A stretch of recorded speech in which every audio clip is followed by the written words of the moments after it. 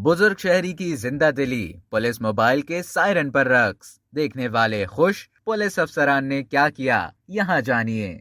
Social media sites पर viral होने वाली एक बुजुर्ग शहरी की दिलचस्प वीडियो ने ईद का मजा दुबाला कर दिया है। गानों पर तो हर कोई डांस कर लेता है, मगर पुलिस के सामने खड़े होकर उसके सायरन से डरने के बजाय उस पर डांस के लिए यकीनन बहादुरी की जरूरत है। बहादुरी और जिंदा दिली की एक ऐसी ही मिसाल सोशल मीडिया सारिफीन को कहकहे लगाने का मौका दे रही है। वायरल होती इस वीडियो में देखा जा सकता है कि एक बुजुर्ग शहरी पुलिस मोबाइल के सायरन पर उसके आगे से हटने के बजाय उसके सायरन पर डांस कर रहे हैं, जबकि आसपास के शहरी ये मंजर देखकर हैरान है।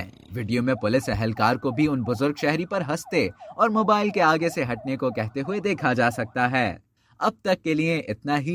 मजीद इसी तरह की दिलचस्प मालूमात हासिल करने के लिए डेली जंग के YouTube चैनल को सब्सक्राइब करें और Facebook के पेज को लाइक करना ना भूलें।